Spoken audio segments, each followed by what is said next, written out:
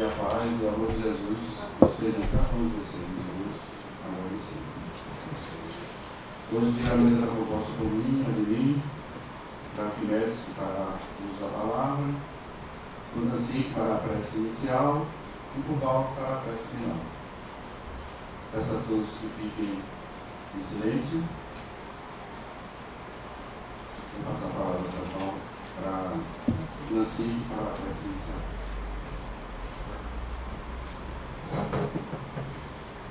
Elevando nossos pensamentos ao alto, sentindo a presença do nosso Mestre Jesus aqui entre nós. Senhor Jesus, sentindo a tua presença entre nós, a tua amorosidade, a tua mansuetude, pedimos a tua misericórdia para com as nossas fraquezas.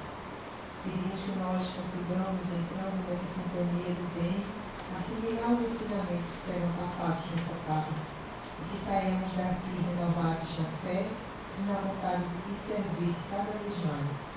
Que a tua paz, que a tua luz envolva todos nós hoje e por todos sempre. Que assim seja. Faça a palavra dirigente para dar o iniciar os trabalhos da tarde de hoje. Em nome de Deus e de Jesus, nossa Mãe Maria Santíssima, do Fé e Família de Cristo, meditou essa casa de oração e trabalho, e de todo esse período da tarde, preparou o serviço para todos nós aqui presentes, no início da nossa reunião de tarde e noite de hoje. Passo a palavra ao irmão Arquimedes, que fará a palestra de hoje. Eu trago um grande abraço daqueles que fazem a Igreja Espírita Joana d'Arc, lá na Torre, da qual eu sou trabalhador, e trago também um abraço muito grande daqueles que fazem a Fraternidade Espírita André Luiz, lá em Caruaru, onde eu trabalho, e também onde sou trabalhador. Nessas duas casas, eu trago um abraço muito grande para todos vocês aqui do SELEC. É uma honra muito grande poder estar aqui conversando com vocês. Confesso que de início, quando me passaram o tema, eu levei um susto. Eu levei um susto grande. Eu vou explicar por quê. Porque quando eu era garoto, muito pequeno, eu me vi diante de uma situação muito difícil para uma criança de apenas 4 anos de idade. Era essa a idade que eu tinha. Eu me lembro dos fatos com extremo detalhe, os mínimos detalhes, a ponto de dizer a roupa que determinadas pessoas estavam usando. Eu sei exatamente, me lembro aquela foi um momento muito marcante. E marcou não apenas aquele momento, como marcou toda a minha vida dali para frente. Marcou muito fortemente. Eu amava muito uma pessoa e essa pessoa morreu, desencarnou. Né? Normal. Né? Todo mundo que está vivo um dia tem que desencarnar. Quem está vivo morre. E isso para mim foi muito difícil. Eu só tinha 4 anos. Eu me dirigi à minha mãe e disse para minha mãe: mãe, eu estou com raiva de Deus. Minha mãe é uma senhora muito religiosa, uma pessoa muito doce. Chegou para mim, obviamente, com o coração dolorido, afinal de contas era o pai dela, que estava ali desencarnado, e disse para mim: mas meu filho, por que você está com raiva de Deus? E eu disse: porque Deus põe as pessoas no mundo e depois as tira quando a gente gosta, está gostando delas. Deus não poderia ter tirado o meu avô. Olha só, Deus não poderia ter tirado o meu avô. E aquilo foi muito doloroso. E os anos se passaram e aquela criança foi desenvolvendo aquela ideia e na maturidade tornou-se um ateu. Foi no que eu me tornei. Não, Deus, de jeito nenhum. E mostrando para Deus, eu dizia para as pessoas. E minha mãe ainda, muito doce, muito serena, dizia: olhe para os astros, olhe para as plantas. Você está buscando Deus no canto errado. Né? E aquilo foi muito difícil para mim. Por razões que eu prefiro não detalhar aqui, obviamente com muita dor e com muito sofrimento, é que eu comecei a entender Deus. foi que eu comecei a entender a justiça de Deus. Que é Deus? Lá na primeira pergunta do Livro dos Espíritos, quando Kardec pergunta: que é Deus? Inteligência primária, né? Razão primeira de todas as coisas. E isso me fez lembrar aquilo que minha mãe me dizia quando eu era pequeno. Olhe para as plantas. Foi você quem fez? Fui eu? Quem foi que fez? Uma inteligência superior fez isso aí. Mas essa questão da morte, que é o tema que a gente vai discutir hoje, né? O medo da morte é o tema, está lá no livro Céu e Inferno, ou a Justiça Divina, segundo o Espiritismo. Um livro belíssimo, belíssimo, precisa ser lido por todas as pessoas. É muito importante. Todo mundo que faz parte da doutrina, que adotou a doutrina, que se envolve com a doutrina, precisa conhecer a doutrina, estudando a doutrina, estudando pelo menos as obras básicas. Lembrando aqui aquela frase do Espírito da Verdade, que diz assim: espíritas, amai-vos. Eis a primeira lição. Mas ele complementou. Ele diz assim: espíritas, instruí-vos. Eis a segunda lição. Né? Ou seja, a gente precisa amar, sim. É a primeira coisa que a gente tem que aprender. Mas a gente precisa nos instruir. A gente precisa ter uma razão que seja capaz de encarar face a face, né? Em qualquer época da humanidade, né? Os fatos. Então a nossa fé precisa estar aí, ó, solidificada, passada pelo crivo da razão. Né? Isso é muito importante. Né? Ninguém nasce com fé pronta. Não, eu nasci sem fé. Olha, infelizmente, eu nasci assim, eu não tenho fé. Não, meu amigo, fé você vai adquirir um dia. Né? Tem um negócio chamado dor e sofrimento, que com o tempo vai apertando ali e vai te chamando na grande, e você vai começando a entender, né, as coisas. Tudo no seu devido momento. Como disse Jesus a Pedro, consta no livro de Humberto de Campos, Lázaro Redivivo, em uma conversa que ele tinha com Pedro, numa caminhada, ele diz assim para Pedro: Pedro, na casa do Pai não há violência. Na casa do Pai não há violência, ou seja, não adianta, não queira fazer as coisas porque minha lógica me manda, ou não queira obrigar as pessoas a pensar desse ou daquele jeito. Não há violência, cada coisa vem no seu tempo, cada coisa vem no momento certo. Há momento de aprender, há momento de sofrer, há momento de amar, há o momento certo de se aprender a perdoar. É uma coisa que a gente precisa realmente ir treinando dentro da gente. E eu sou muito grato, extremamente grato, à doutrina espírita por ela ter surgido na minha vida, por ter colocado essa luz para mim. E eu sei que cada um de vocês aqui deve trazer um sentimento similar dentro dos vossos corações. Não é verdade? Tenho certeza que a gente separa a nossa existência atual, a gente olha assim e diz: olha, existe um eu antes da doutrina, um outro eu após a doutrina, muito mais compreensivo, muito mais ciente dos nossos deveres, não apenas os deveres, as obrigações do trabalho, mas as obrigações sociais para com o próximo, para com o nosso irmão, né? O tempo vai dando o tom para que a gente chegue no momento exato. Pois é, como dizia eu, a gente vai falar sobre o medo da morte, o temor da morte. Está lá no livro Céu e Inferno. Quem aqui não tem medo de morrer? Pois é, muitos não levantaram a mão. Quer dizer, eu ainda tenho medo da morte. Vocês já imaginaram se não houvesse esse medo dentro da gente? Eu estou muito aperreado, eu estou chateado, comigo está dando tudo errado, eu vou para a próxima existência, isso aqui não dá para mim não. Acabou-se. O medo da morte coloca um freio. De certa forma, ele nos freia, nos faz com que a gente pense direitinho. Né? Eu vou contar para vocês uma outra história para poder complementar. Eu gosto muito de falar, trazendo histórias, porque foi assim que minha mãe me educou. Botava os 6 filhos dela na calçada, mais os filhos dos vizinhos por aqui.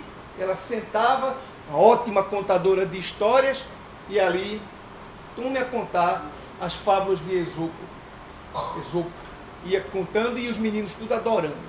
Pois é, em relação a essa questão da morte que a gente tem tanta dificuldade em lidar, conta-se que na Arábia havia um senhor cujo servo frequentemente ia a seu pedido em um determinado mercado para pegar umas essências. Era um hábito comum, ele ia lá, pegava as essências, voltava e entregava para o seu senhor. Um certo dia, quando ele foi no mercado, quando estava retornando, ele viu uma senhora toda vestida de preto, com uma foice. Ele disse: é a morte, eu a reconheço.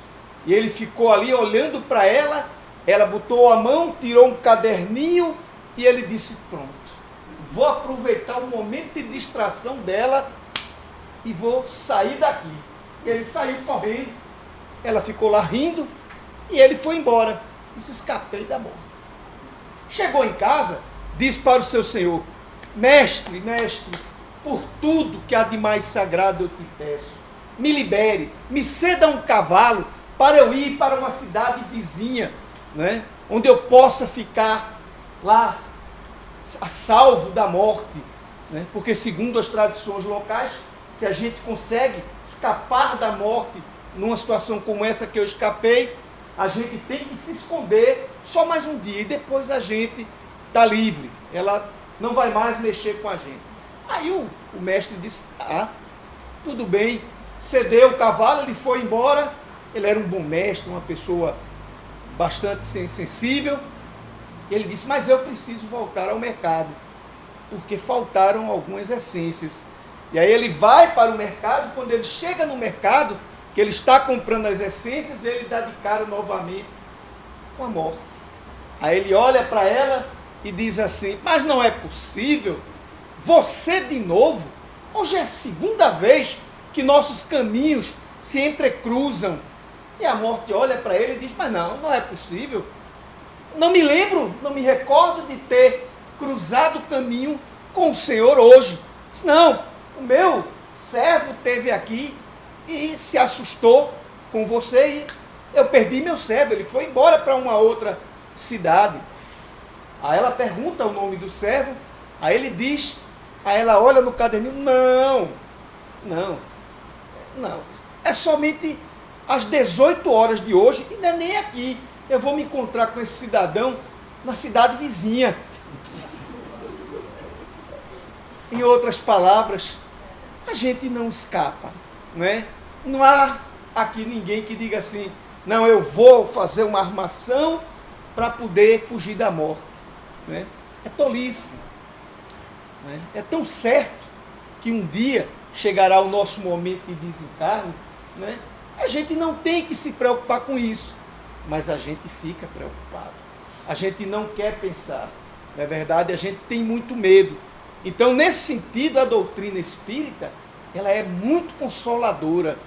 Quando ela chega para você e diz assim: não tema, porque na verdade o que existe apenas é a morte do corpo. Seu espírito é imortal. Lembram dos 5 princípios basilares sobre os quais se fundamenta a doutrina espírita?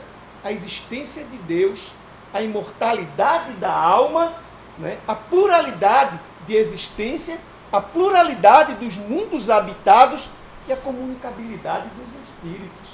São esses os 5 princípios básicos, né, sobre os quais está montada a nossa querida doutrina espírita. Então, é inevitável, né, que um dia nós desencarnaremos, assim como já não é essa a nossa primeira viagem, não é essa a nossa primeira encarnação, de jeito nenhum, né? temos ainda muito tempo. Na verdade, temos uma infinitude de vidas ainda para viver, para nos aperfeiçoarmos, para trabalharmos dentro da gente essa modificação, né? Então, neste sentido, a morte, o medo da morte, ele nos dá um freio, ele segura. Algumas pessoas ainda fazem loucuras e tiram a sua própria vida num momento realmente de desespero que não dá para a gente avaliar. Eu diria para vocês, sem medo de errar, num momento de loucura, porque é realmente uma insanidade, é realmente uma loucura. Não resolve os problemas, primeiro ponto. Não resolve. Você terá que continuar. E agora, com uma carga muito maior, porque você traz nas costas aí um débito por ter desrespeitado uma lei fundamental, não é? Você não poderia ter tirado a sua vida, perdeu a oportunidade de reajuste com as pessoas que estão convivendo conosco. Nossos pais não são nossos pais por acaso. Nossos irmãos não são nossos irmãos por acaso. A nossa esposa não foi escolhida, o nosso marido não foi escolhido, né, num sorteio de loteria, de jeito nenhum.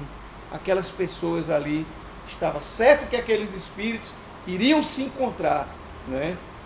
Iriam ter todo um trajeto. O que vão fazer, não sei. Temos um livre-arbítrio, podemos decidir enfrentar. Na verdade, essa grande batalha é uma batalha que todo mundo sabe que ela é grande, mas o grande inimigo que a gente tem que enfrentar está dentro de cada um de nós, né? É muito fácil a gente enganar as pessoas, mas é impossível se enganar.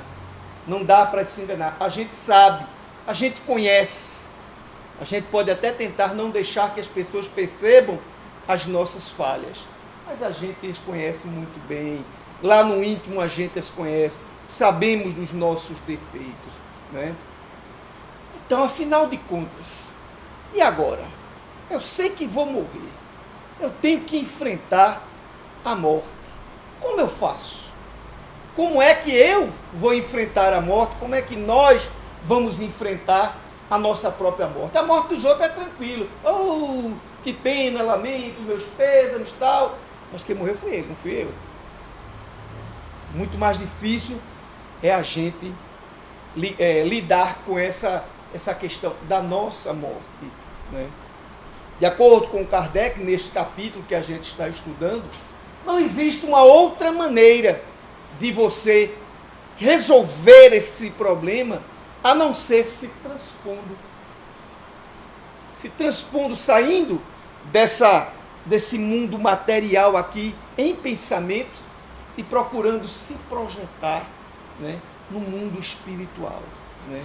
Conhecer, né, procurar, né, entender, né, essa relação, né? Porque afinal de contas esses dois mundos eles se interagem, e como se interagem, né? É preciso, então, a doutrina ela traz para a gente, né, essa informação. A gente estuda toda a doutrina espírita, estuda as revistas espíritas, lê as obras complementares, especificamente os livros da obra de André Luiz, que nos traz uma descrição muito pormenorizada, muito detalhada do mundo espiritual. A gente vai começando a entender.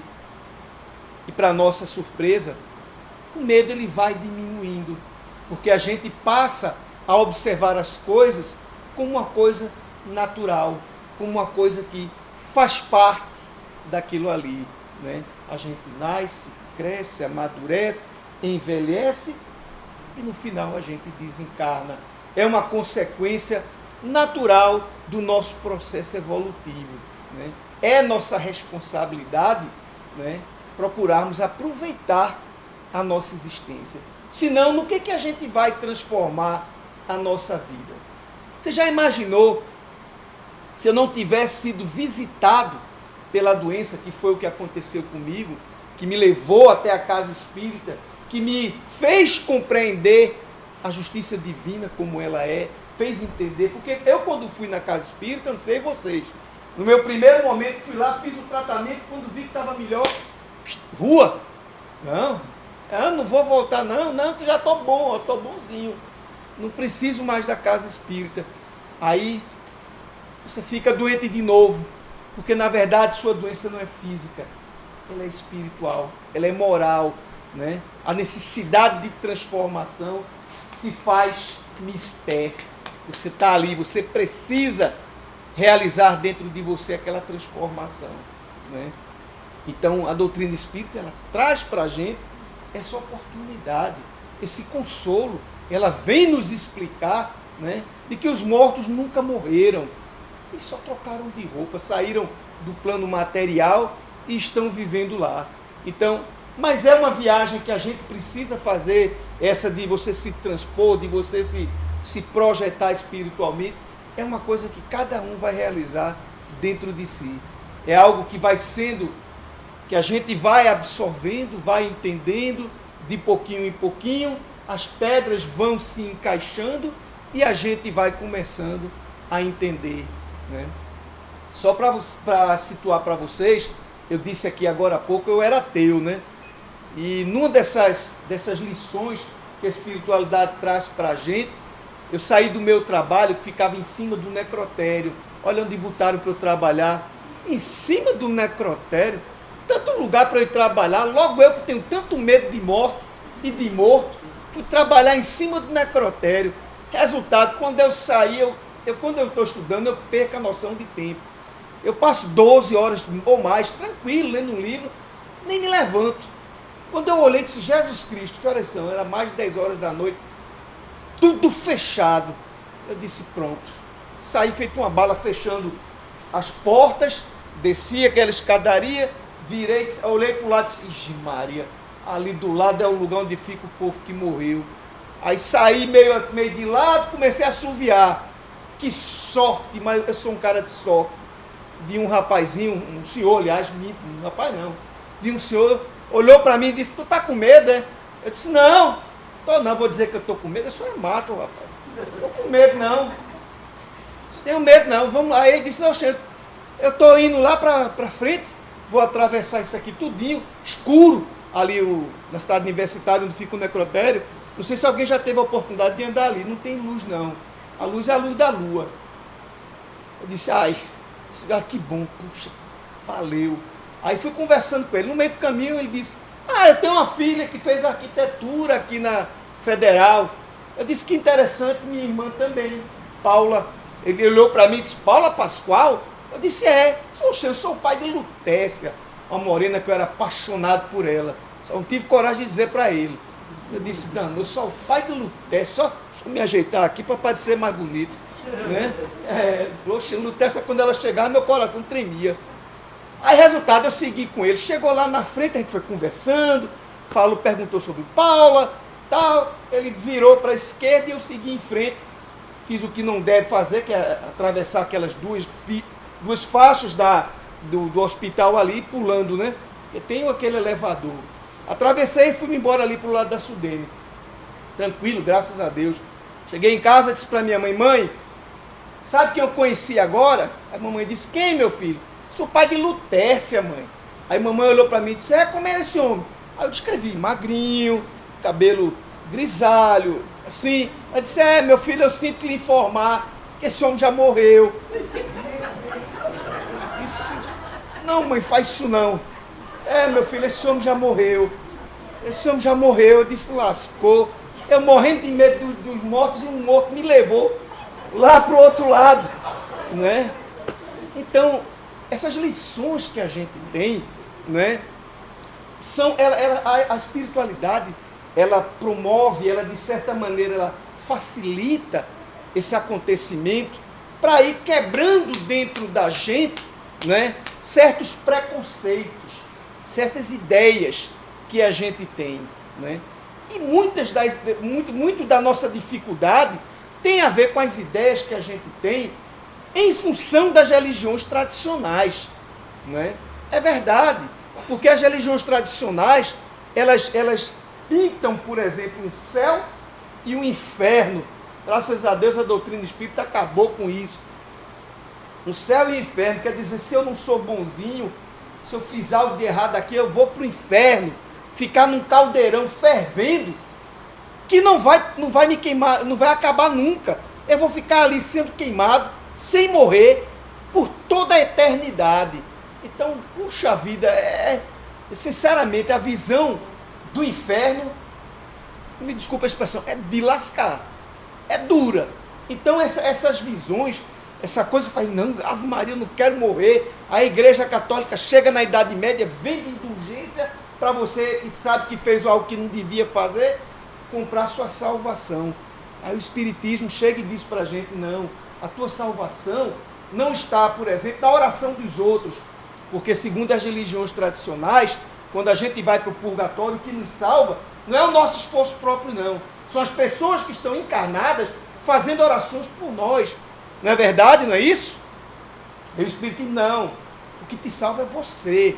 Não é? É você. Céu e inferno é uma condição espiritual. Então esse medo que a gente tem dentro da gente é muito função desses conceitos originais.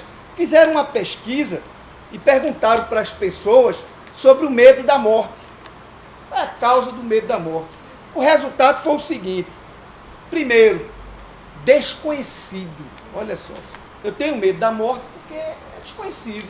Eu não sei, será que depois que eu morrer eu continuo existindo? Será que existe algo? As pessoas diziam na entrevista. Segundo, pela perda dos entes queridos. A dureza de lidar e dizer assim, não, eu não vou ter mais minha mãe, eu não vou ver mais o meu pai, eu não vou ver mais meu filho, minha filha, né? É duro, né? Outras pessoas diziam, eu acho que dói. Acho que morrer deve ser um negócio que deve doer só, né? E a gente sabe que tudo isso aqui não é verdadeiro, né? Não é assim, né? Tem uma frase que diz assim, tal vida, tal morte. Já ouviram essa frase? Tal vida, tal morte. Quando a gente estuda aqui o livro Céu e Inferno, aí tem aqui os vários capítulos, né? Espíritos, deixa eu ver aqui, felizes, de condição mediana, suicidas, criminosos arrependidos, espíritos endurecidos. Então, isso aqui é legal. Quer dizer, a gente começa a perceber que, na verdade, a nossa situação futura, ela é traçada aqui no presente. E que nossa situação atual, ela já foi traçada lá atrás em função das coisas que a gente andou fazendo. Mas a casa do Pai, né, é uma casa de amor. Deus é amor. Não é olho por olho, dente por dente. Não é a lei do talião que diz, você matou, então vai morrer. Você fez isso assim, então vai sofrer do mesmo jeito. Não, não é desse jeito. Não é? Não é desse jeito. A balança da justiça divina, não é? Ela é perfeita. Ela leva em conta tudo. Ela leva em conta a situação em que a pessoa se encontrava. Ela leva em conta o bem que ela fez em outra determinada situação. É tudo posto em equilíbrio. Claro que a gente não vai escapar, né, de ter que passar por determinadas situações em função de coisas erradas que a gente fez. Vai ter que passar sim, vai, mas não vai ser do mesmo jeito, né? Não vai ser com a mesma, digamos assim, violência, né? É preciso que a gente entenda, que aí a gente consegue entender a justiça do Pai, a justiça de Deus, né? Ah, não, agora eu entendo, eu realmente, Deus é bom, deixa que eu plante, Deus é justo, eu colho aquilo que eu planto, né? Então, aí a gente começa a entender como as coisas vão se encaixando e se explicando naturalmente, né? Há uma pergunta aqui que diz o seguinte, que é interessante, já que a gente está falando sobre essa questão da morte, a pessoa fez a seguinte pergunta, há diferença entre morrer dormindo assim, de uma maneira súbita, um ataque cardíaco, dormindo ou não, e morrer lentamente através de uma doença Foi uma pergunta que uma pessoa fez. A grande diferença, quando você morre de uma morte súbita, você não se preparou para aquela morte. Então, frequentemente, quando você desencarna desta maneira, você se encontra em uma situação de perturbação, né? Quando a morte ela é trabalhada, a gente vai ficando doente, vai percebendo a idade, vai percebendo isso e a evolução da nossa própria doença, a gente vai se preparando. Então, há uma grande diferença, né? Uma outra coisa que faz também muito diferença é justamente esse preparo de você estudar, se relacionar com outras pessoas, fazer perguntas, né? Procurar entender, né? Essas questões que o Espiritismo vem trazer para a gente, entender de modo que a gente possa entender o nosso papel. Eu estava pensando, quando eu cheguei aqui no começo, estava passando uma palestra de Haroldo Dutra. Estava passando uma palestra de Haroldo Dutra, eu adoro Haroldo Dutra, né? Eu fiquei ouvindo e tal, e Haroldo fazia um comentário, fez um comentário que eu achei muito legal. Ele disse assim, olha, as pessoas são preparadas para um mercado de trabalho, mas não são preparadas para a vida, né? Isso me lembrou Leon Denis, né? Naquele livro O Problema do Ser, do Destino e da Dor. Quem já leu deve se lembrar, logo no começo, no primeiro capítulo, quando ele começa a falar, ele traça exatamente esse perfil, né? Ele fala que a gente não é preparado, né, de uma maneira geral, né, a suportar essas dificuldades, né, que realmente a gente se encontra numa situação que a gente não tem como lidar, porque o que a gente aprendeu foi a lidar com coisas materiais daquela profissão. A gente não aprende a lidar com as dificuldades assim de relação, por exemplo, e até que aprende, mas não aprende diretamente dentro de uma escola. A gente termina aprendendo de bandeja um pouco, né? Porque afinal de contas a gente tem que se relacionar uns com os outros. E eu acho que todo mundo, em algum momento da vida, termina acabando de se perguntar, né, por que é que fulano não gosta de mim? Ou por que é que isso aconteceu comigo? Né? Se a gente não faz essas perguntas, que pena, porque é importante a gente sempre parar na nossa vida e começar a questionar, né, o que é que a gente poderia ter feito para que a vida da gente fosse melhor, né? Isso faz com que a gente passe a ter uma vida mais equilibrada, né? Por exemplo, eu conheço uma pessoa que tinha dificuldade com uma outra pessoa. Ela poderia ter levado aquilo ali de birra por todo um tempo, mas não, ela fez um negócio que eu achei bacana.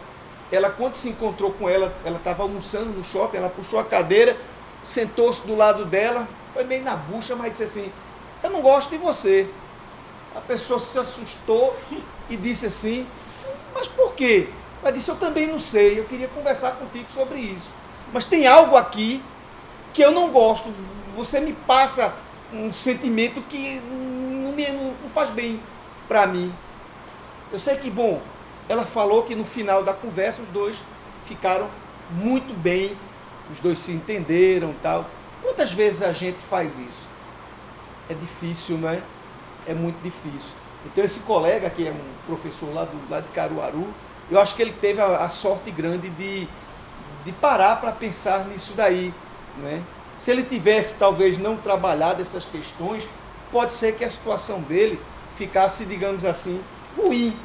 E aí ele ia começando, trabalhando dentro da cabeça dele, pressão, daqui a pouco ele está o desejo de não ter mais gosto pela vida, e por aí vai. Não, a vida é bela, né? Quem torna a vida difícil somos nós, né? É como dizem os hindus, né? O bem e o mal andam lado a lado, um de mãozinha dado com o outro, né?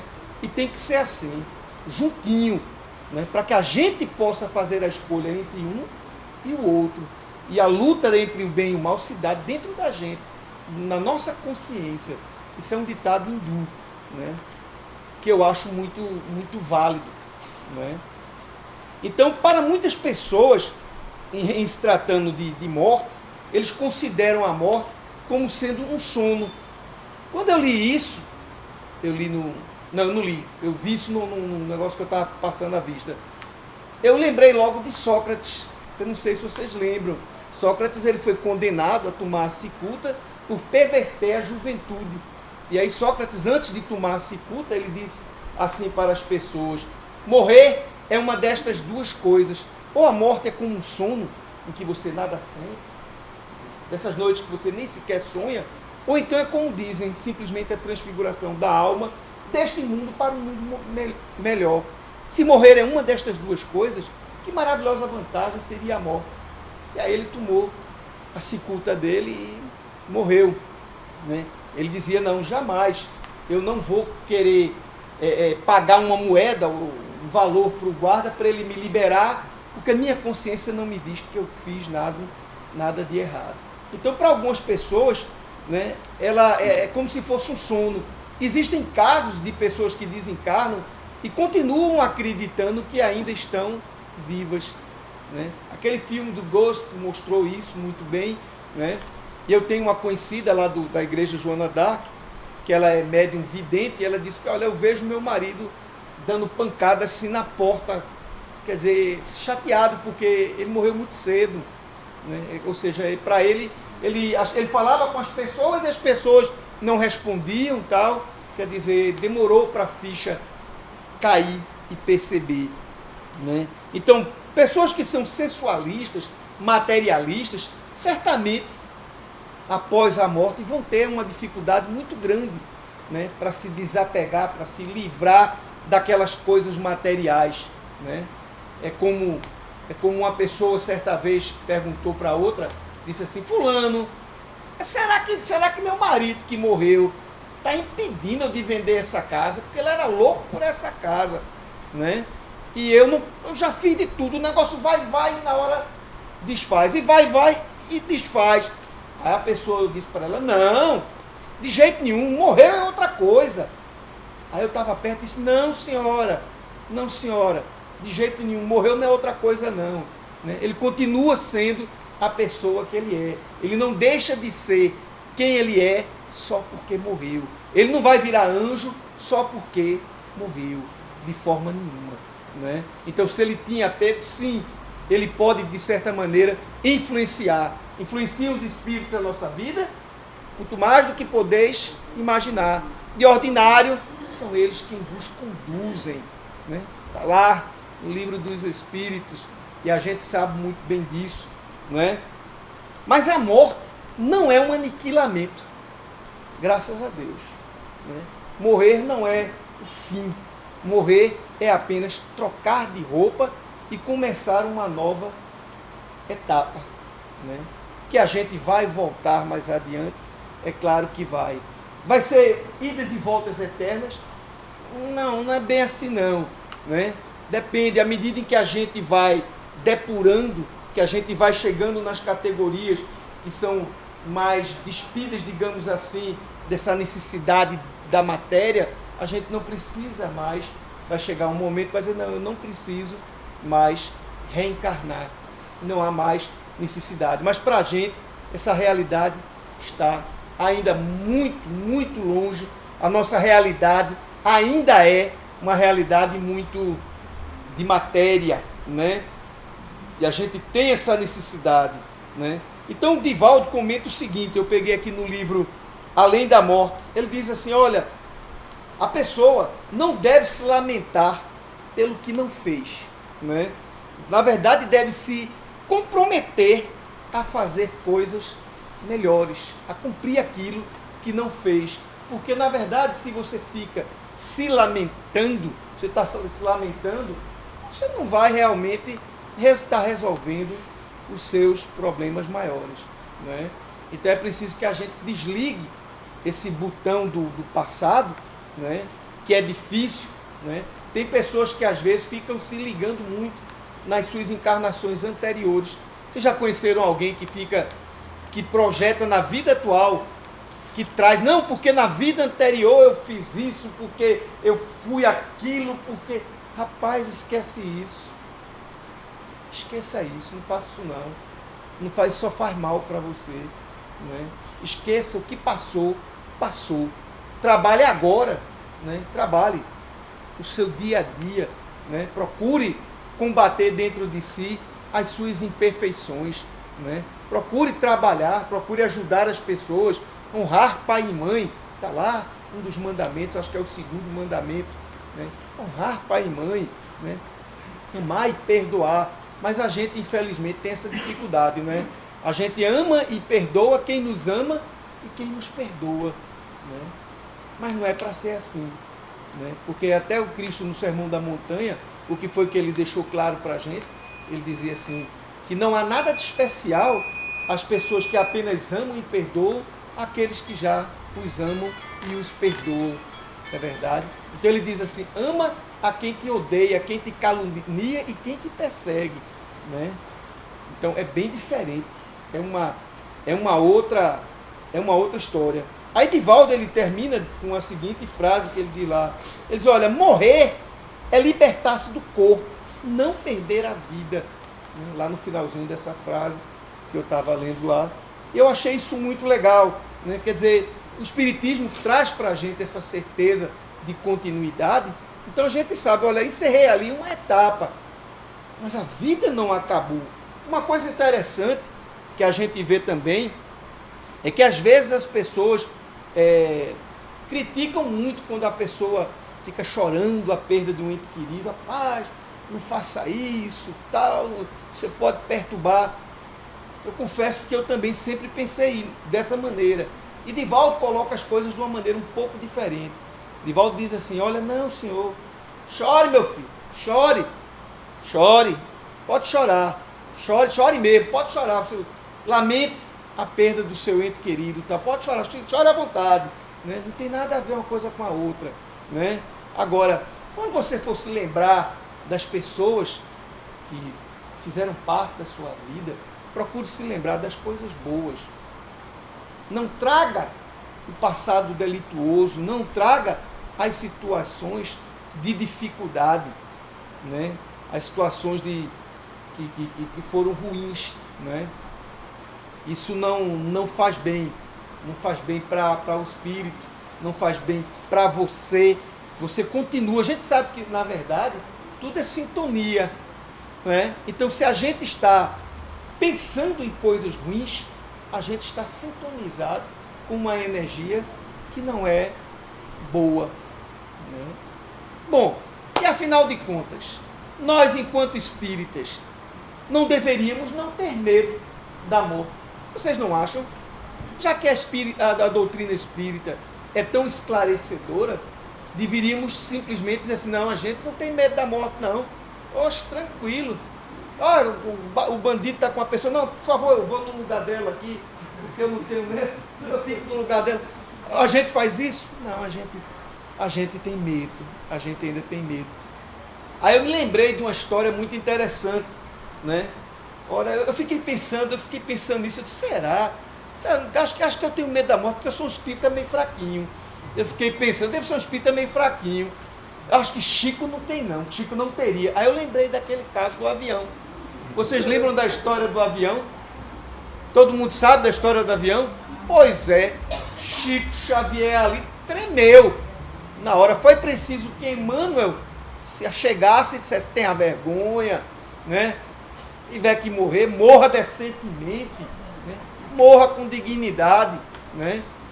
Então, essa questão de lidar com a dificuldade de morrer ou com a própria morte, o Espiritismo vem nos esclarecer, mas ele não vai colocar dentro do nosso sentimento, dentro do noso coração, essa certeza. Né? Porque uma coisa é a teoria, outra coisa é a prática. Né? Você diz assim, rapaz, eu conheço o livro dos Espíritos todinho, de ponta a ponta, eu conheço o livro dos médiuns, eu conheço o céu e o inferno, eu conheço tudo de ponta a ponta. Mas vem cá, você consegue realmente colocar em prática os ensinamentos que estão lá? 10%? É difícil. É difícil. É difícil porque a gente ainda tem, digamos assim, essa necessidade, né, de passar por esse aprendizado. Enquanto a gente não realizar dentro de cada um de nós essa transformação, não vai vir Bezerra de Menezes, nem Joana de Ângeles, nem ninguém para fazer isso por nós, não. Não vai vir, não. Viu? Isso é uma tarefa de cada um. Isso é responsabilidade nossa, né? O que vai fazer com que a gente vá mudando, né?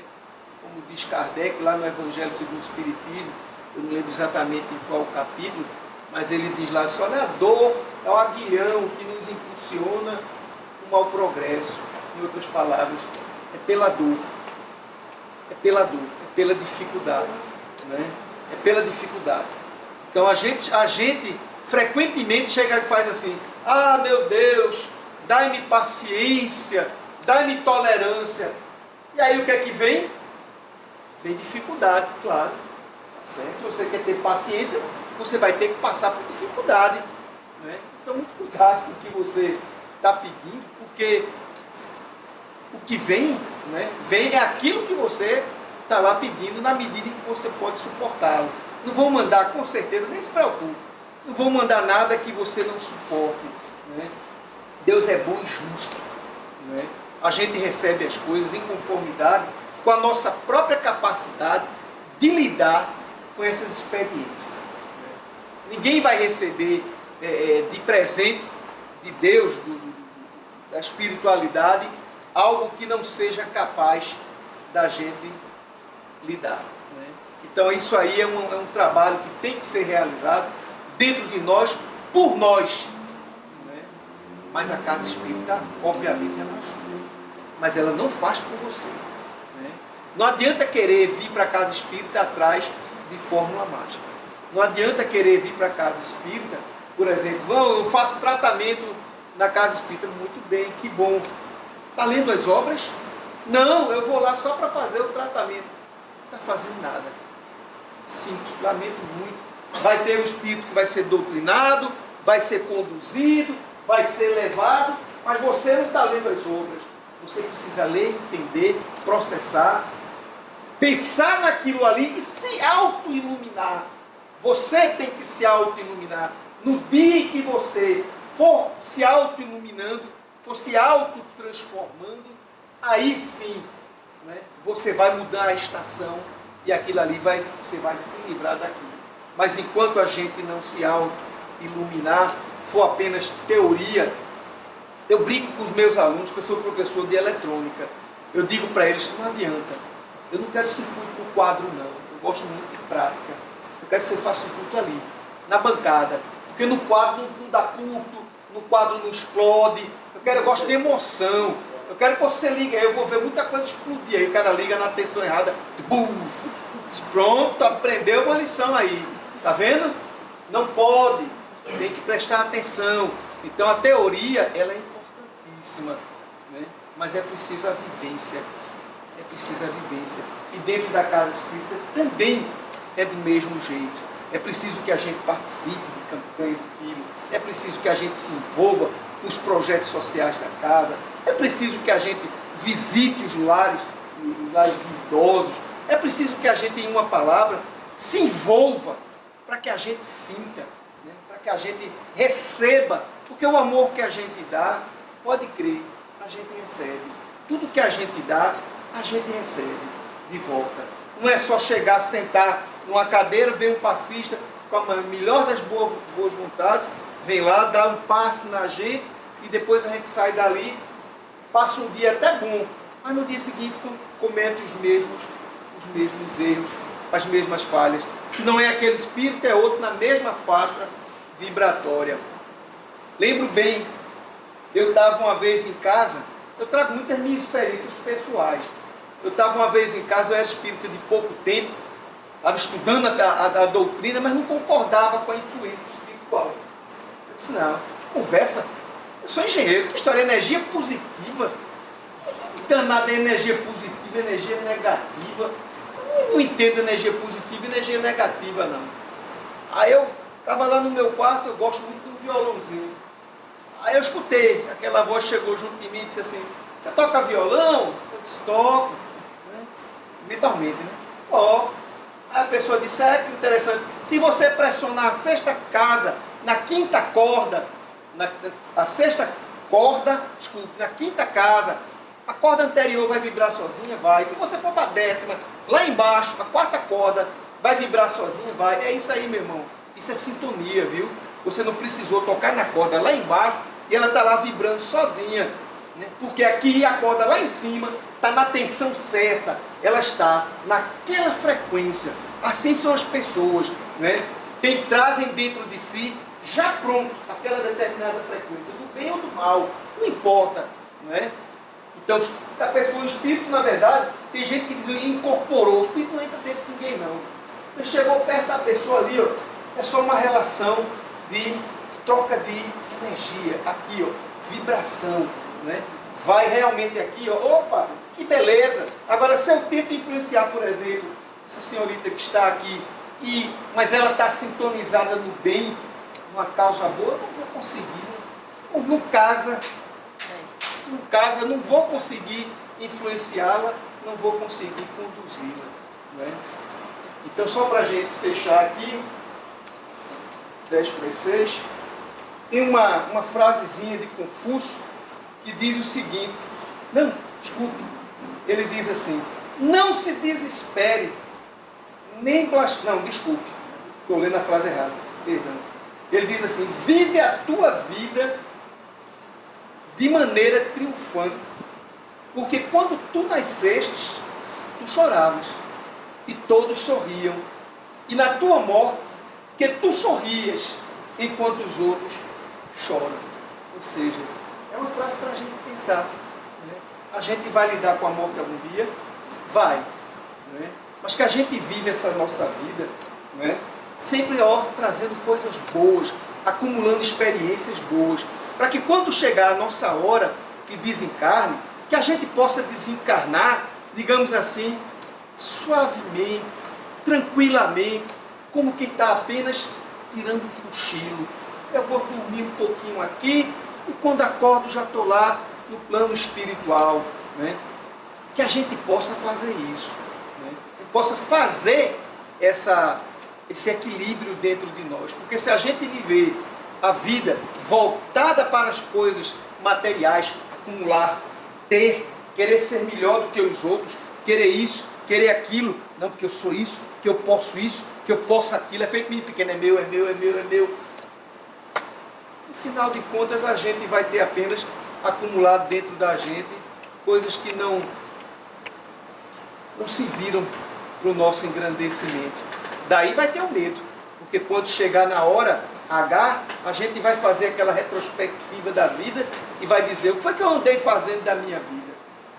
Deixa eu ver, eita, vixe Maria, minha mulher foi embora, eu dei para quebrar, eita, meus filhos me abandonaram, não sei quem, poxa, onde estão as pessoas que deveriam me dar o suporte no meu momento de maior necessidade? Não sei, eles não existem, eles foram embora. Isso tem a ver com uma história que eu conheço de um rapaz que fez um pensamento muito bonito. Ele era um dia de Natal, ele disse, eu vou sair para visitar alguém. Aí parou no portão, aí disse, oxente, eu vou visitar quem? Ele parou, tentou lembrar de alguém, um amigo que fosse. Aí veio na cabeça dele, poxa, tu não tem um amigo, porque tu nunca tratasse ninguém, nunca bem. Ele voltou para casa e disse, eu não tenho amigos. Por isso que eu não recebia, antigamente se mandava pelo correio cartões de Natal. Todo mundo na casa tem recebido, ele não recebeu nenhum. Né? Aí isso foi doloroso? Foi. Mas foi importante? Foi. Porque ele descobriu que a felicidade dele estava nas mãos dele. Né? Então que a gente possa trabalhar dentro da gente, desde hoje, já nos preparar para o futuro. Porque o que é uma vida diante da eternidade?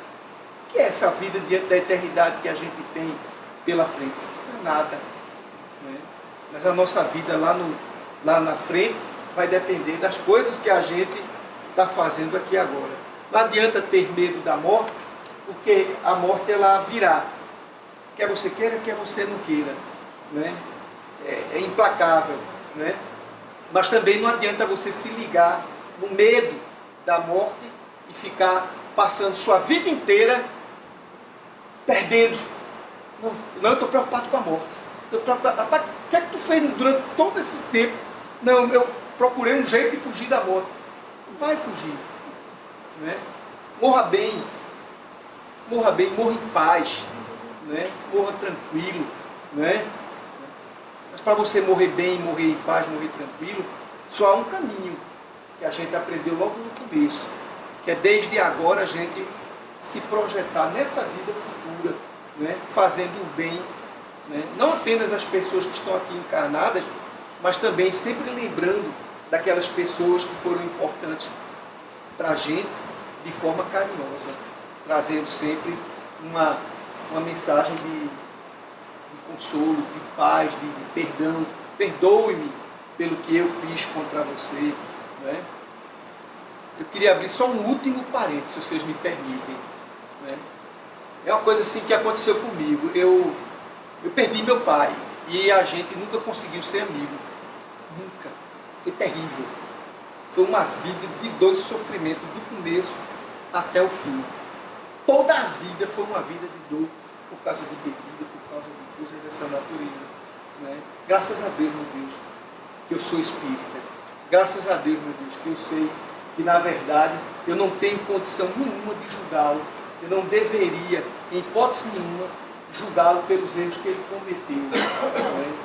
E, graças a Deus, é preciso entender que a única maneira de eu ficar bem, né, é eu, mesmo ele estando desencarnado, mas ele não morreu, ele só desencarnou. Né?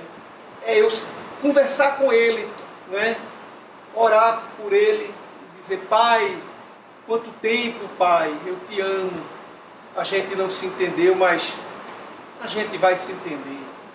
O futuro está todo aí na frente, aberto para cada um de nós. Não julgue. Não julgue ninguém. Não condene. Não condene. Né? De jeito nenhum. Não queira lavar roupa suja, porque a gente não tem essa autoridade para isso não. Entendeu? Então isso aí é a mensagem que eu trouxe para vocês. Eu desejo a vocês muita, muita paz, muita serenidade na vida de vocês. Né? Obrigado. Bem, obrigado, mulheres. Volte mais vezes. Um abraço fraternizado. Celeste. O passe hoje vai ser coletivo. Sintonizem, pensamentos bons. Eu vou passar a palavra para a Val para ela fazer a prece.